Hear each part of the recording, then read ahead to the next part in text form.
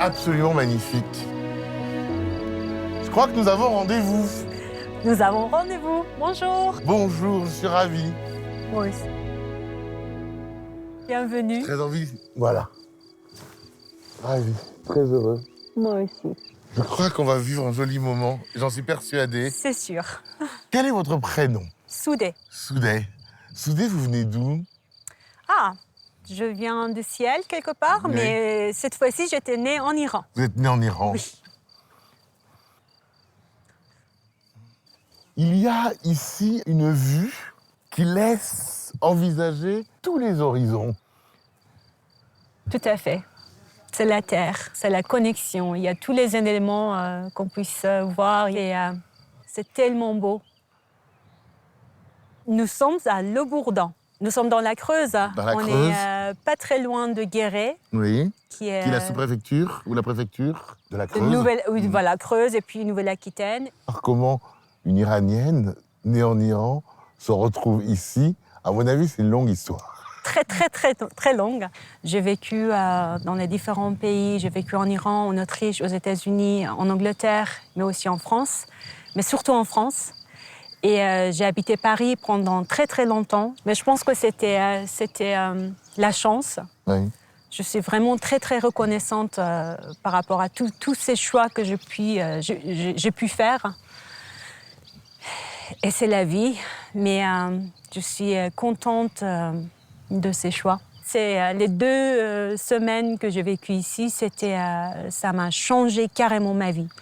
Et puis je venais ici plus en plus et j'ai connu un petit peu le quartier, disons, de Bourdan.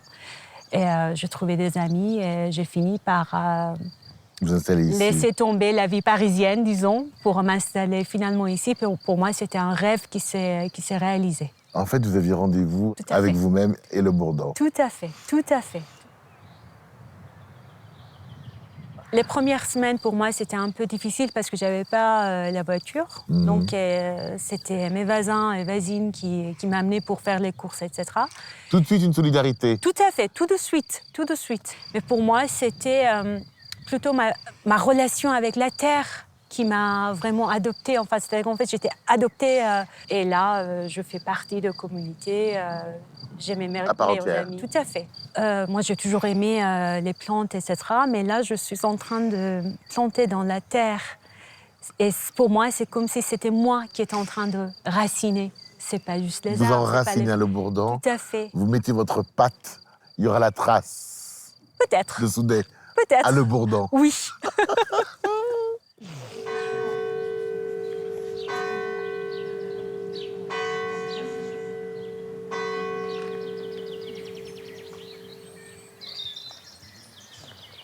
Nous sommes dans le verger qui s'appelle le coin de paradis. Moi, je l'ai nommé le coin de paradis. Et on a déjà planté pas mal des fruitiers, donc 9 en fait, en total. 9 arbres fruitiers. Voilà.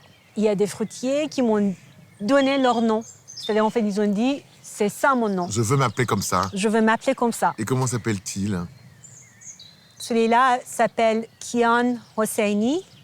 Et Kian Hosseini, c'est un des premiers martyrs de la révolution qui est en train de se vivre On parle en de quelle Iran. révolution? Ce dernier, Le qui est dernier. en cours en 2023. Ça a commencé en septembre 2022, suite à la mort de Gina Mahsa Amini.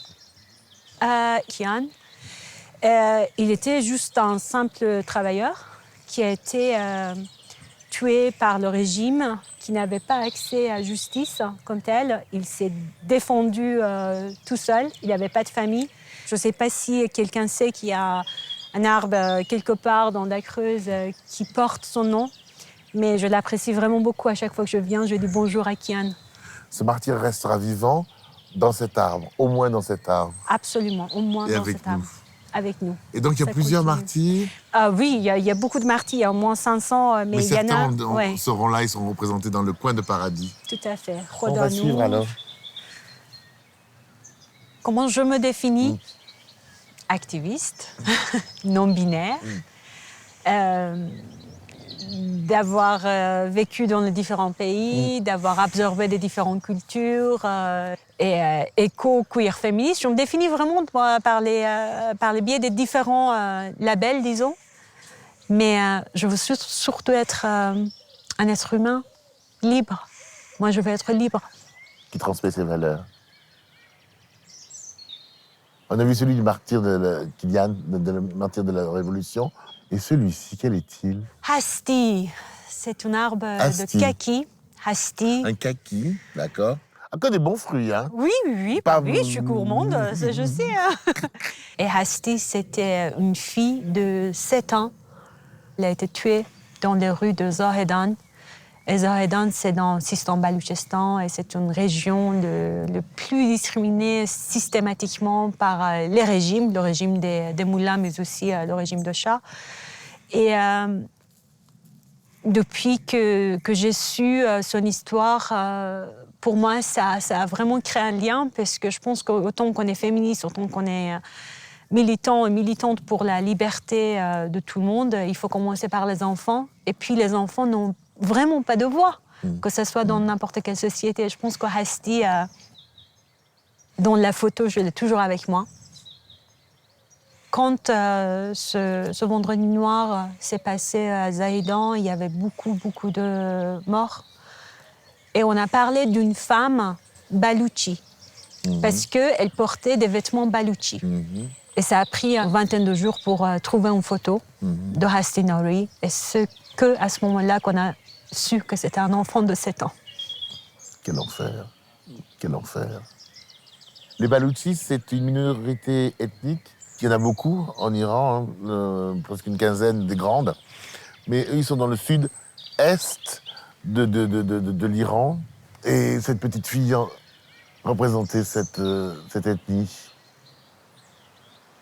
On n'en peut plus et on donne sa vie, finalement, pour dire qu'on ne veut plus de ça. Parce que ça, ce qu'on est en train de vivre, c'est pas la vie. Et ça, je pense que c'est pas un impact entre les frontières d'Iran, mais c'est un impact international. On dit souvent que c'est une révolution féministe. Moi, je pense que c'est une révolution qui a commencé finalement par une étincelle qui était discrimination contre les femmes, carrément genrée. Mais maintenant, c'est beaucoup plus que ça. C'est intersectionnel. On parle des droits des travailleurs, des droits des femmes, des droits des personnes LGBT, des droits des ethnies, d'éducation.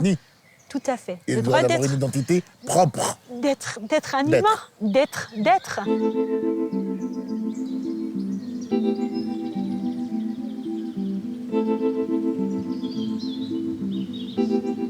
Tu fermes la porte? Oui, s'il vous plaît. Mais tu fermes pas la clé? Non. On ferme pas la clé? Non, on n'a pas besoin de fermer la clé. Tiens, donne-moi ta main. Alors donc, ça veut dire qu'on va de chez toi jusque chez toi? Oui, disons que ça. Mais là, on va partir chez Paulette. Ouh! Ben c'est raide, hein? Oui. On va rentrer dans la chambre de Paulette. C'est une installation, c'est une œuvre d'art aujourd'hui, finalement. Absolument. Et ce texte qui est incroyable, I don't know her, but I remember her. J'aimerais tellement que tu puisses nous le dire aussi en français, mais en perse aussi, puisque c'est écrit en perse. Je la connais pas, mais je me rappelle d'elle, ou je me souviens d'elle.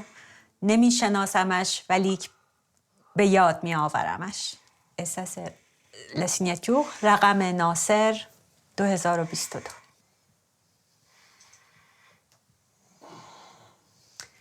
Nous sommes, disons, dans la chambre de Paulette. C'est une installation que mon ami Nasser Teimourpour il a créée.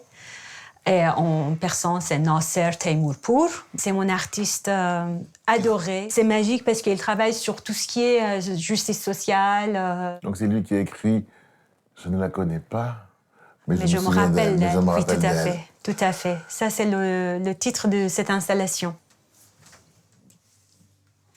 Quand je suis entrée ici, on m'a parlé de Paulette, cette femme gentille qui était là pour tout le monde. J'ai commencé à nommer cette maison chez Paulette pour que ça devienne un endroit que tout le monde peut s'y nourrir. Surtout des gens qui n'ont pas trouver leur calme. Parce que Paulette était toujours dans le jardin, elle cuisinait, elle traitait ses enfants comme des fleurs. Je trouve très émouvant d'avoir réinventé la mémoire de quelqu'un qui n'existe plus et qui a eu une vie que l'on ne reconnaît pas. C'est pas une star, Paulette, mais pourtant, elle vit, elle continue, elle représente toutes les femmes. Moi, je pense qu'en fait, tout le monde est connecté. Pourquoi cette folie d'acheter la maison de Paulette? Y a-t-il un but derrière? Y a-t-il une idée, une envie? Moi, je pense que ça a commencé par redonner la vie. Un endroit qui était laissé tomber, disons. Mais j'ai toujours voulu être la personne pour les autres que moi, j'avais pas. Et moi, je pensais qu'il faudrait quand même un endroit pour les gens qui survivent les violences domestiques pour se revitaliser. Et pour moi, l'art, c'est toujours la langue universelle qui dit des choses, qui guérit des choses. Le projet, c'est de créer une maison d'artistes ou un refuge pour les gens qui ont besoin, les gens qui veulent se retrouver, parce qu'on ne se perd pas, c'est vraiment de se reconnecter. Ici, dans cet même endroit, et je vais l'appeler Chez Paulette, avec tout ce que Paulette représentait. Où certains pourront se réfugier, d'où qu'ils viennent, quelles que soient les souffrances et leur parcours. Absolument. Ou pas d'ailleurs, mais ce sera un refuge pour reprendre contact avec soi. Absolument.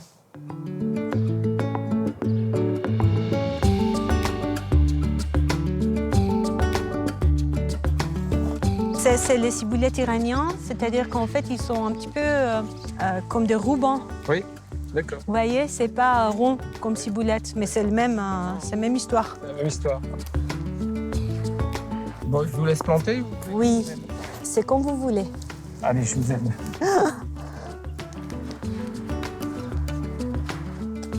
Merci.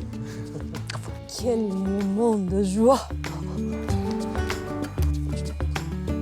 Normalement, là, les Saintes Glaces, c'est à la fin de la semaine. Hein. Oui. Bon, ça devrait aller, là, maintenant.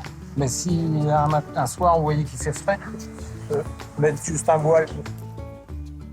Ça, il y a plusieurs plantes là. Je peux... Partout, il y en a plusieurs. Oui, tout à fait.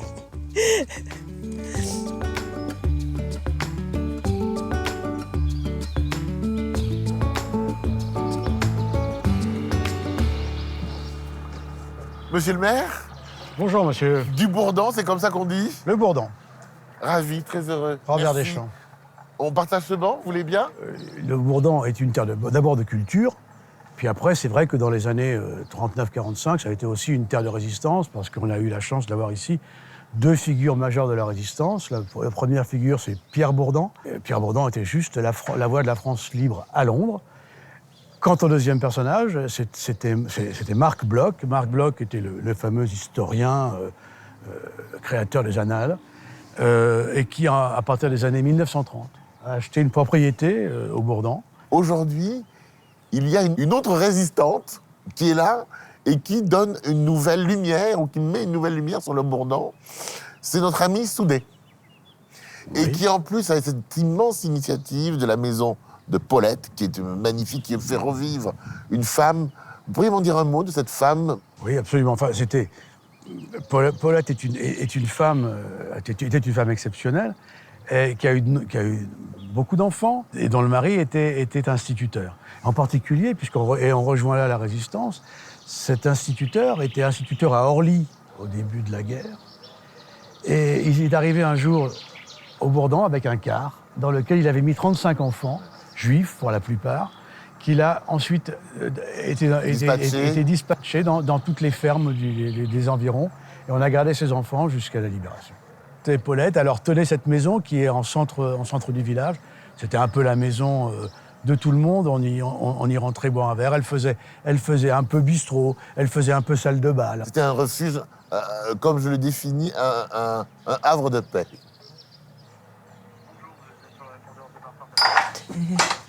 Soudé,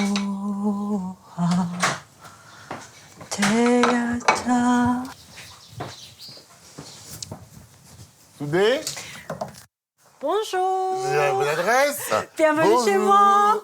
Merci. Merci de ton accueil. Bienvenue, j'étais en train de cuisiner.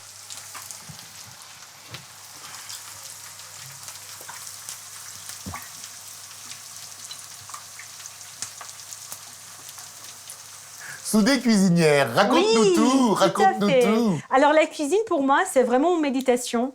Je me trouve souvent en train de chanter quand je cuisine et quand je cuisine je partage. J'ai un souvenir qui revient souvent, c'est la première fois que moi j'ai pris tout en main et j'ai préparé un riz simple, tout simple. Tu avais quel âge? J'avais 10 ans et c'était une époque où notre famille vivait avec le trauma d'un accident qu'on a eu dans lequel mon frère est décédé. Donc ma mère était au bout de dépression, mon père n'était pas toujours présent et je me rappelle très bien que j'avais faim, mais ma mère était dans le lit et elle ne pouvait pas. Donc moi j'ai pris un livre que je l'ai toujours là, celle-là, et j'ai commencé à préparer le riz, mais je me rappelle toujours de ce goût qui m'a fait vraiment tomber amoureuse de faire à manger. Je vous ai préparé des plats que j'adore. J'ai préparé oşereşte, qui est un repas, c'est comme si c'était une soupe, mais c'est très lourd, enfin, finalement, donc ça se mange carrément, c'est pas comme un entrée, c'est un...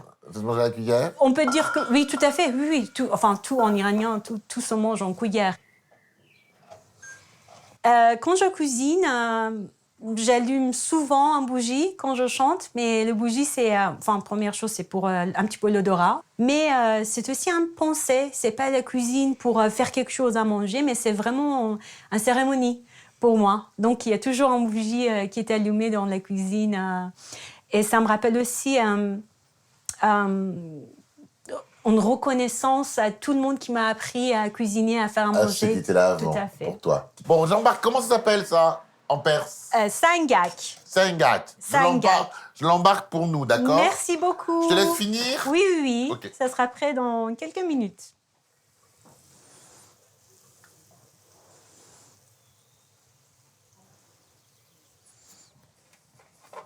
Voilà.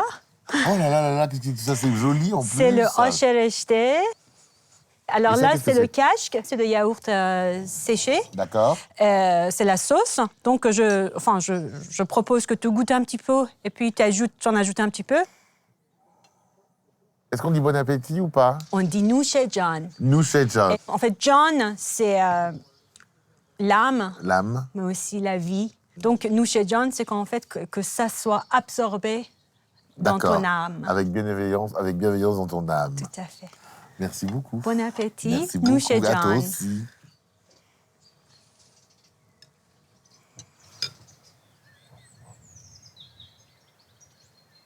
C'est un jardin extraordinaire. Voilà un petit thé. Merci beaucoup. Alors, il y a un petit thé, Avec des dattes. de jolies couleurs sur les tasses. Oui. Le gâteau aux noisettes qu'on appelle creusois. Le creusois et des dattes. Et des dattes. On reste international. On reste soudés. On Donc, reste soudés. Oui. On reste soudés. Tu es né en Iran, donc. À Téhéran. Et je suis née dans une famille religieuse et plutôt conservatrice, politiquement tout à fait d'accord avec ce qui se passait en Iran à l'époque. À ce moment-là, donc après le départ du Shah. Oui, ils étaient tous les deux, ils étaient des révolutionnaires, donc ils s'étaient rencontrés pendant la Révolution, dans les actions. On a immigré d'Iran quand j'avais 11 ans. J'ai vécu en Autriche, donc j'ai grandi en Autriche. Je tiens quand même à dire que la raison de notre immigration, c'était pas politique. C'était à cause d'un drame qui nous est arrivé. Et je faisais pas mal des allers-retours en Iran. Je pensais que j'étais amoureuse de quelqu'un qui habitait en Iran. Donc, pour être avec lui, j'avais un choix, le seul. Donc, on s'est mariés vraiment très amoureux, mais ça a duré 18 ans. C'est un peu jeune. Très jeune. Pour moi, c'était vraiment une action de révolte. Pour moi, c'était je vais être avec cette personne. Et, donc contre la vie des parents? Oui, oui. Ce mariage, évidemment, ça n'a pas duré très longtemps. Il y avait pas mal de violences physiques et morales dedans. Subies par toi? Aussi. Et moi, maintenant, avec le recul, je pense que lui aussi, il était en souffrance. Et il n'avait pas appris d'autre chose. Je subis des violences physiques assez graves, mais ça, c'est encore une histoire qu'il y a beaucoup de douleur dedans, mais je tiens que ce que j'ai appris. À un moment donné, dans ce même mariage, je me suis dit, ça suffit, pas seulement pour moi, mais il ne faut pas que ça arrive à une autre À personne. d'autres. Et ça, je pense que c'était vraiment le début de mon activisme comme tel, comme la personne que je suis maintenant. Une femme peut divorcer en Iran? Une femme peut divorcer en Iran difficilement, très difficilement. C'est-à-dire, en fait, dès qu'on signe le contrat de mariage, la femme abandonne quelques Ses droits. droits. Tout à fait, le droit de choisir l'endroit où elle veut vivre, le droit de voyager, choisir de d'investir, voyager, d'acheter, tout. de liberté. t'as Oui, vu? de liberté. Mais c'est vraiment là que je me suis retrouvée un petit peu, à voir un petit peu plus clair les frontières vraiment de la religion et moi, de la République islamique et moi. Il y avait beaucoup de questions que j'en posais et c'était plus en plus clair pour moi. J'ai pris la décision de quitter l'Iran. De quitter l'Iran. Pourquoi ici? Pourquoi ce petit havre de paix, cette parenthèse dans la Creuse? En 2016, j'étais mariée à une Américaine. J'ai vécu femme aussi, américaine. une femme américaine, iranienne-américaine. On s'adorait, etc. Mais moi, je ne pouvais pas vivre aux États-Unis. Et elle ne pouvait pas vivre en France. Parce que la culture, c'était tellement différente. Et moi, je ne voulais pas vraiment vivre en virtuel. Et un divorce qui était très, très dur parce que je l'adorais. Mais j'ai commencé à m'imaginer, mais vraiment, qu'est-ce que je veux vraiment? La femme chef d'entreprise, alors, donc de Oui. 26 ans, professeure, Oui. et encore étudiante pour ce master doctorat de mathématiques appliquées, elle connaît le mot féministe à ce moment-là? Non, c'était après. C'était après. C'était à l'époque de tout début des réseaux sociaux. Il y avait Friendfeed. Et Friendfeed, c'était juste avant Twitter. On parlait, il y avait des commentaires, on parlait de tout et n'importe quoi. Il y a quelqu'un qui me dit « Arrête avec tes trucs de féministe, hein !» Et moi, je dis « Je ne sais pas c'est quoi ce mot. » Je fais un petit recherche et je dis « Bah oui, je suis féministe. Alors si c'est ça, pourquoi pas? Oui, je suis féministe. » Alors on m'a insultée, mais finalement, on m'a donné le cadeau. La clé pour ouvrir. La clé, tout à fait, pour ouvrir un monde incroyable.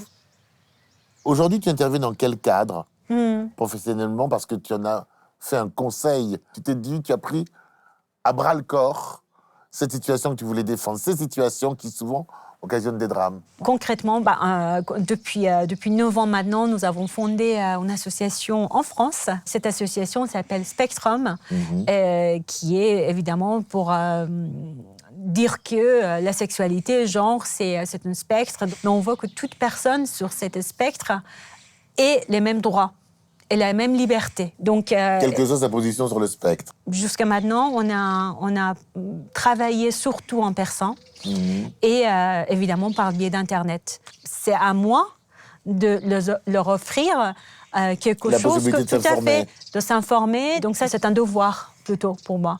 Il y a déjà tant d'années, Oma Darabi a été donc cette première femme. Pour moi, tu es la fille où elle est là. Elle est là.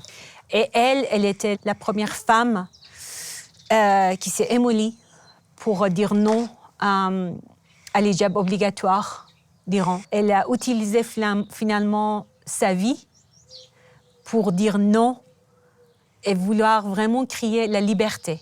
Femme, vie, liberté. Et toi, tu consacres la tienne et ton temps pour être une femme, pour la vie et pour la liberté. J'aimerais bien l'être. J'aimerais bien que tu nous fasses une définition, donnes une définition pour toi de ce qu'est le mot rassemblance. Se rassembler et se ressembler. Ça ressemble tellement à ton action que je pense que tu vas trouver les mots, mais je te laisse y réfléchir. Merci. Merci beaucoup. Je te remercie et je vous remercie d'être là, d'être dans le monde. Merci beaucoup. Merci à toi pour la personne que tu suis et les personnes que tu suis. Merci.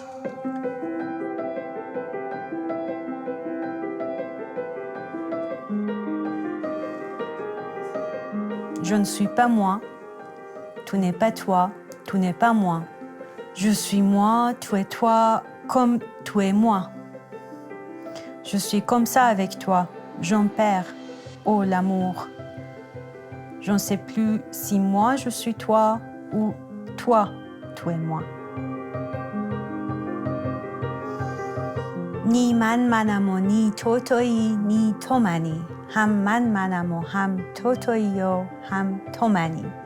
من با تو چنانم ای نگار ختنا، که اندر قدتم که من توام یا تو منی. C'est de Rumi.